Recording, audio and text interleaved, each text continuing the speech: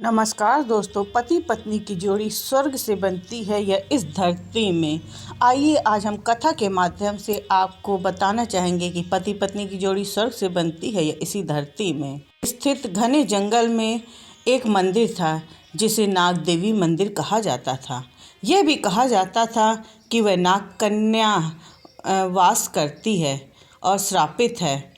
उसे मुक्ति पाने के लिए एक विशेष कार्य करना था, लेकिन कोई नहीं जानता था कि वह कार्य क्या है। इस मंदिर के पास गांव में एक राजकुमार मृगांक आया, जिससे रहस्य सुलझाने और अनदेखी दुनिया को जानने की जिज्ञासा थी। एक दिन उसने मंदिर के अंदर जाने की ठानी और यहीं से शुरू हुई एक अनोखी यात्रा। गहरे जंगल में स्थित नाग देवी मंदिर, जो वर्षों से वीरान पड़ा था, इस मंदिर के बारे में अजीब बातें प्रचलित थीं। कहा जाता है यहाँ एक नाग कन्या का वास था जो श्रापित थी और अपने उद्धार की प्रतीक्षा कर रही थी। राजकुमार मृगांक का मन हमेशा रहस्य को सुलझाने में लगा रहता था कि ओर बढ़ चला। मंदिर पहुंचते ही उसे अजीब सा एहसास हुआ। मंदिर के पत्थरों पर उकेरी गई नागों की मूर्तियां बहुत ही वास्तविक लग रही थी, बिल्कुल साक्षात लग रही थी, मानो ये आज भी ये जिंदा हो जाएंगी। तभी अचानक मंदिर के द्वार पर लगी जाली हिलने लगी और एक धीमी फुसफुसाहट ध्वनि आना शुरू हो गई। राजकुमार मृगांक चौकन्ना हो गया। एक आश्चर्य हवा का झोंका आया और दीपक अपने आप जल उठे। तभी उसके सामने प्रकट हुई एक सुंदर युवती, जिसकी आंखें गहरी थीं, बाल सांपों की तरह लहरा रहे थे। तुम कौन हो? मृगांक ने पूछा। युवती मुस्कुराकर बोली। उसकी आंखों में गहरी पीड़ा थी। मैं नाग कन्या हूँ और यह मंदिर मेरा घर है। राजकुमार मृगांक का यकीन नहीं हुआ कि उसके सामने कोई नाग कन्या खड़ी हुई है। उसने हिम्मत जुटाकर पूछा, अगर यह तुम्हारा घर है तो तुम यहाँ अकेली क्यों रहती हो? नाग कन्या की आंखों में दर्द झलक उठा। उसने गहरी सांस ली और कहा, सदियों पहले मैं एक साधारण कन्या थी, लेकिन एक महायुद्ध में मैंने नाग देवता को क्रोधित कर दिया था। क्रोध में उन्होंने मुझे श्राप दे दिया और आदि नाग और आदि मानव बनकर मैं इस मंदिर में कैद होकर रह गई हूँ, जब तक कोई योद्धा मुझे मुक्त ना करे। मृगांक को यह सुनकर हैरानी हुई। और तुम्हें मुक्त कैसे किया जा सकता है? नाग कन्या की आंखों में आशा की एक किरण सी जाग उठी। मुझे इस शाप से मुक्ति करने के लिए तुम्हें 3 कठिन परीक्षाएं देनी होंगी, लेकिन याद रखना, इन परीक्षाओं में असफल होने का अर्थ है मृत्यु।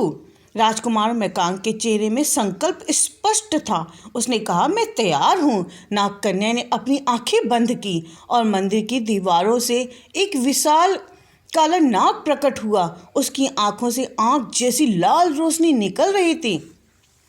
यह नाग मेरे रक्षक हैं, नाग कन्या बोली। यदि तुम इसे हरा सको तो पहली परीक्षा पार कर लोगे। नाग फुसफुसाता हुआ मृगांक की ओर बढ़ा। मृगांक ने तलवार निकाली और सतर्क हो गया। नाग ने बिजली से की तेजी उस पर हमला किया, लेकिन मृगांक ने छलांग लगा खुद को बचा लिया। यह लड़ाई कठिन थी, मगर हर चाल भांप लेता था। मृगांक याद आया कि सांप आग से डरते हैं। उसने पास पड़े हुए मसाल को उठाया और नाग के सामने लहराया। नाग पल के लिए पीछे हटा। यही मौका था कि मृगांक ने अपनी तलवार से उसकी गर्दन पर वार किया।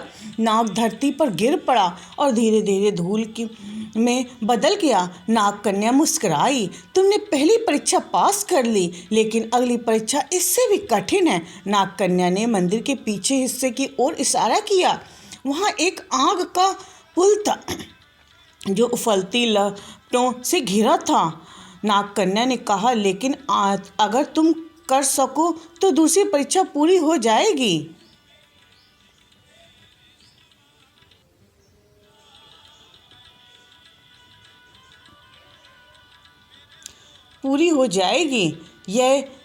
उसमें एक लंबी सांस ली और दौड़ते हुए पुल पर चढ़ गया।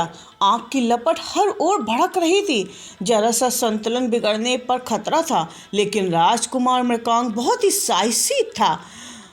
आखिरकार पुल की दूसरी तरफ पहुंच गया। नागकन्या ने सिर झुकाया। अब आखिरी परीक्षा बची है। आखिरी परीक्षा सबसे कठिन थी। नागकन्या ने मृगांक को एक विशाल सोने की नाग मूर्ति की ओर इशारा किया। इस मूर्ति को स्पर्श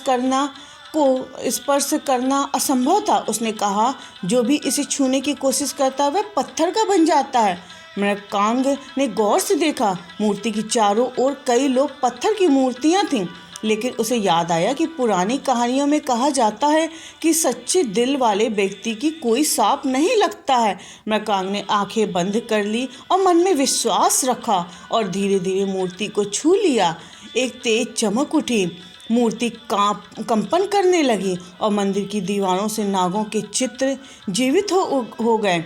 मंदिर में बधी सारी शापित आत्माएं मुक्त हो गईं और सबसे बड़ी बात, नागकन्या भी मुक्त हो गई। उसके चेहरे पर खुशी थी। तुमने मेरा श्राप तोड़ दिया, उसने मृगांक से कहा। मंदिर रोशनी से भर गया है और नाग देवता का स्वर गूंजा। तुमने बड़ी बहादुरी से मंदिर को सांप से मुक्त किया है। मृगांक ने मुस्कुराया और नागकन्या की ओर देखा।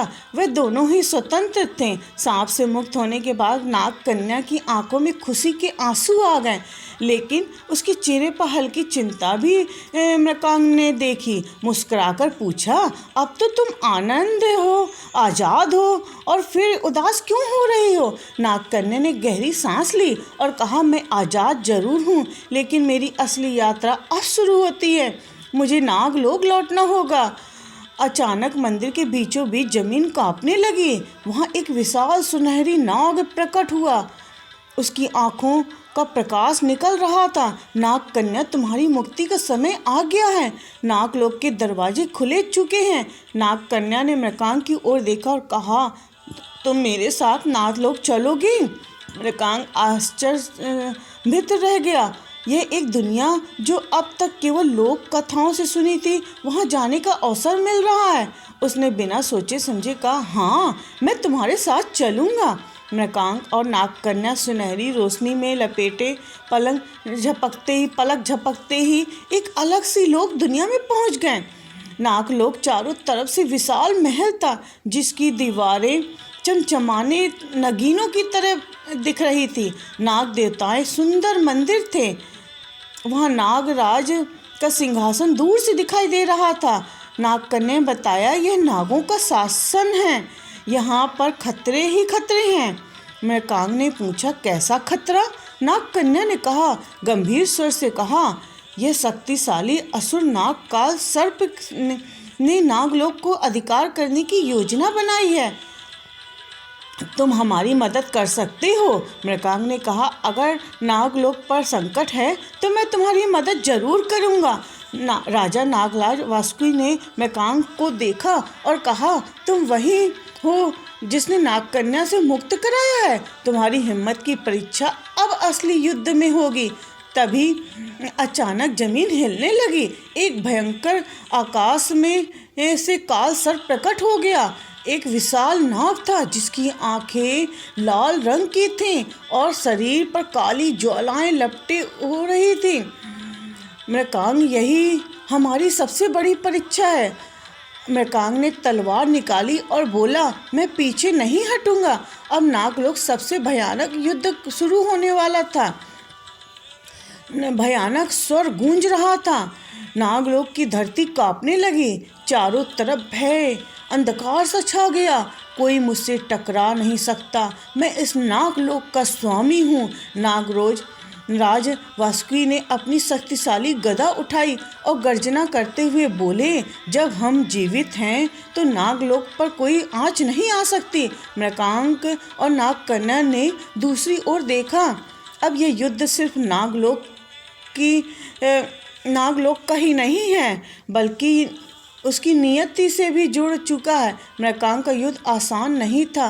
कन्या ने चेतावनी दी, मुझे कोई डर नहीं। मृगांक ने अपनी तलवार कस के पकड़ ली और नागलोक की रक्षा के लिए अपना सरसर तैयार कर लिया देने के लिए।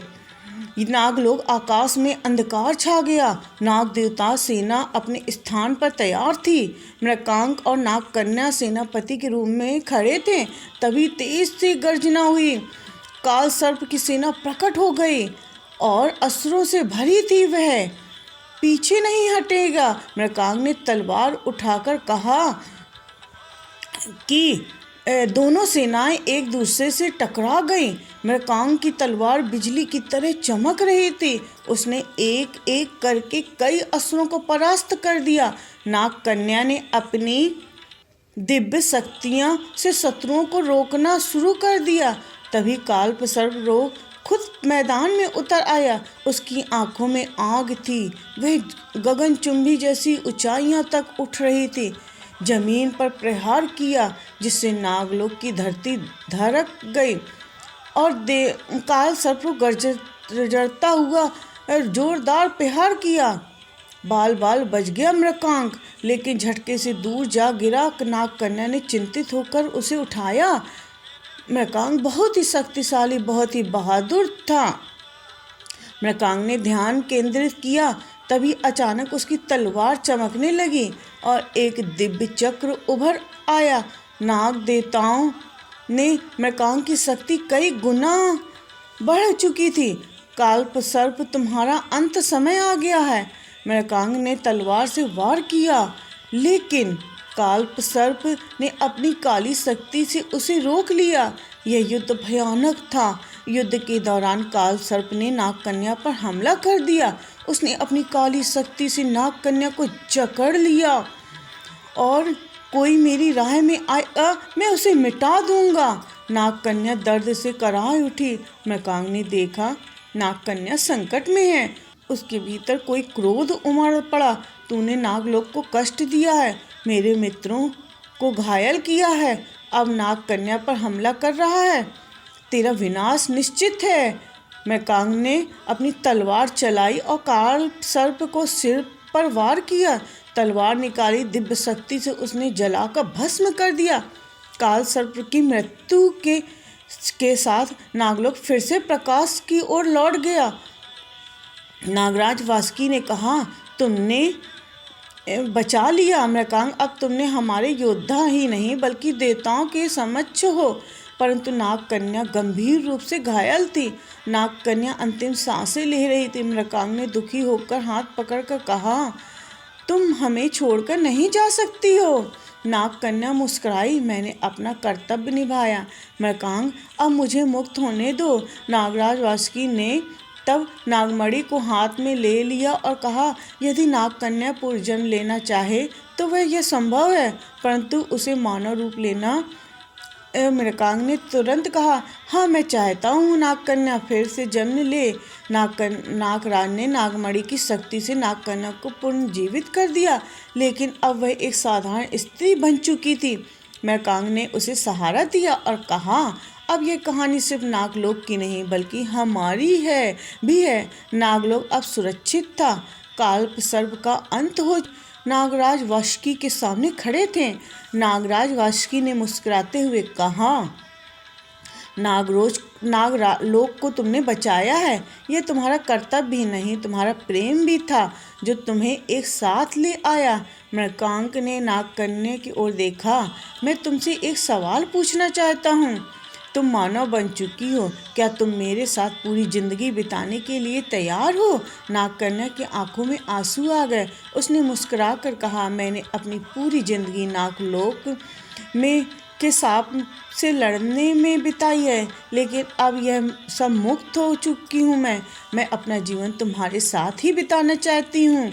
नागराज वासुकी ने दोनों हाथ थमा दिया। मंत्रों के उच्चारण के साथ उन दोनों का विवाह संपन्न हुआ। नागराज वासुकी ने आशीर्वाद देते हुए कहा, तुम दोनों का जीवन सुखमय हो। नागलोक मानव लोक के बीच एक नई शुरुआत का प्रतीक है। यह विवाह के बाद मृगांक नागकन्या पृथ्वी की ओर लौट गया और उन्होंने एक साधारण, इससे यह प्रतीत होता है कि जोड़ियां ऊपर से ही बन के आती हैं।